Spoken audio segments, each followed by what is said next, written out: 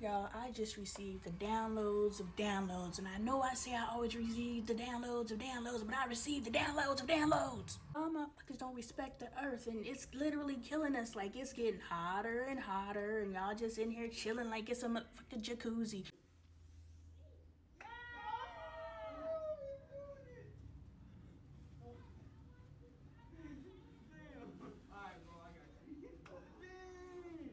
In what reality is a whale jumping out the ocean because the water's too hot normal, and we just scrolling our timeline like, while we're using our single-use plastics, driving our big gasoline guzzlers. I said we. I can't afford a hybrid right now, so we out here literally like some frogs stewing in a pot, causing the heat to literally rise on our temperature.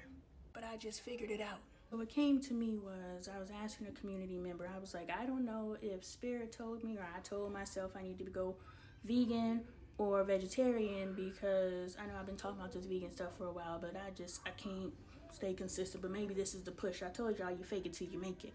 Anyway, I was asking her, and I was just like, I just don't know if it's curiosity. Like, if I raise my vibration, I want to vibrate higher. So if I eliminate meat, I wonder what that'll do. So try to determine if this is inspiration or if this is just me saying, hey, let's experiment with this stuff. I could eliminate some stuff from my system and see, hey, will the vibration go a little bit higher? Take me a little higher. How many songs say higher? Anyway, and before I beat myself up at another failed attempt at veganism, I tell myself, like I told Michael, we have to fail to learn. If we succeed, that means we already know. So I started questioning if a reason why a person becomes a vegan or a vegetarian is because of the treatment of the animals to make it to someone's plate. Why aren't they concerned with the treatment of the vegetables and the grains and what they go through to make it to their plate? I used to walk by trees and I would literally have to grab my hand and stop myself from pulling a leaf off, because every time I walked by, something inside of my hand said, must pull leaf. Do you see how I have to physically stop myself from doing something? Because I can't stop myself subconsciously yet. Before you give yourself the excuse to remain the same because you've given up on yourself, just understand that in order for you to teach yourself how to be someone else, you must teach yourself. Those of you who need a little assistance along the way, make sure you pick up my book on Amazonian, from the Amazons. Yes, you know Wonder Woman. Yes, make sure you pick up your copy. Make sure the seller is Lonnie Taylor. Also, you could pick up your copy and your merch at LonnieTaylorArt.com. A chameleon. I don't want to restrict my videos for using unapproved language, so that's why I keep bleeping words out. Roll with me. So anyway, I'm sending her a message and I'm questioning veganism versus vegetarianism. Why do we care about how an animal is slaughtered, but we don't care about how our vegetables are essentially slaughtered as well? And I figured out why, even though the earth is killing us, animals are literally jumping out of the ocean because it's too hot. And we still refuse to reduce our plastics. I say we. I mean, I get the paper straws, but I hate my straw breaking down before I finish my drink. I could carry a metal straw around me, but do I gotta buy an entire purse to fit my metal straw in? Because my little is only big enough for my... But here's why we don't respect the earth. I talked about vegans and vegetarians, and some of y'all are that way because of the inhumane way that animals are killed. But if we also understand that plants and every living being on this earth has feelings, has emotions, not emotions, but they have feelings. They're living. Like, they scream too. They just don't scream like us. But that don't mean they don't feel pain. So if we look at it as, yes, the way that they slaughter animals is terrible. But the way that they that corn up in the little machine, that's painful too. Can you imagine? And we've seen it. We've seen the 911 shows.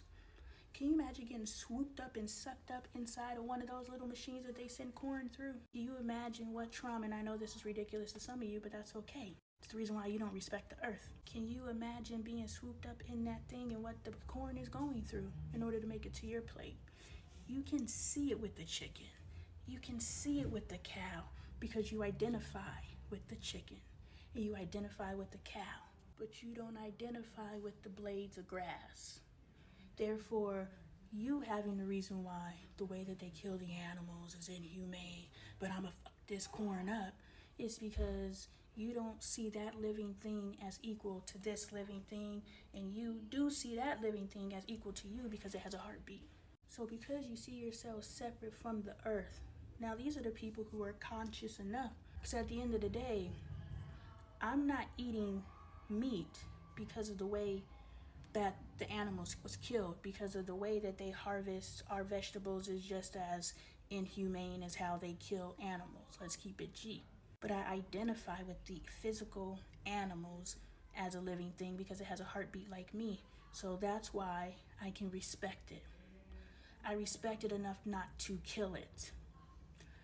You don't respect the earth enough not to kill it, because how are we supposed to live if not from the earth?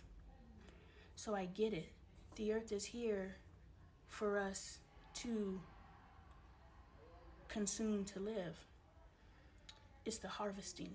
So after I came to the space of understanding that it's not the killing of the animal, because you're killing your vegetables. So if that's your reason, you got to readdress your reasoning, because you truly don't respect the earth. Because if your reason for not eating the animal is how it was killed, unless your vegetables are harvested with love, how your vegetables made it to your plate was also a very traumatic experience for the food that you're consuming. And so somehow I connected the dots to respect. I can't even remember. But I was like, you don't eat the animals because you respect it, because you identify with it. You don't identify with plants. They don't look like you. But an animal has eyes. It has a heartbeat. I identify with that, so I respect you enough not to kill you. But the reason why we're killing the earth is because we don't identify with it, because it doesn't look like us. The trees don't look like us. The rocks don't look like us. The oceans don't look like us. So we don't respect it enough not to kill it. If we could somehow go into a psychological place of seeing that we are an extension of the earth, we know that we're an extension of the earth because the earth keeps us alive. Every living thing can consume the earth and stay alive, which means we are consuming something that can sustain us, which means we are of it at some cellular level. So if we could come to the space of respect of our earth, if enough of us came to respect of our earth and identified with it, we would do whatever it is innately to sustain it, because the death of it is a reflection of the death of us. And that is why you don't respect the earth. And that is why we are like a bunch of frogs in a pot, where the earth is slowly raising its temperature on us. And at any time we can choose to do something different. But we're waiting on somebody else to save us, when individually we can lower our carbon blueprint. And I'm not one of those people, I don't even know if I'm saying the language right, but I know I can live smaller. I could become less of a consumer. I don't have to go and be and do all those things that create emissions. Every day I can do something just a little bit to lessen my blueprint.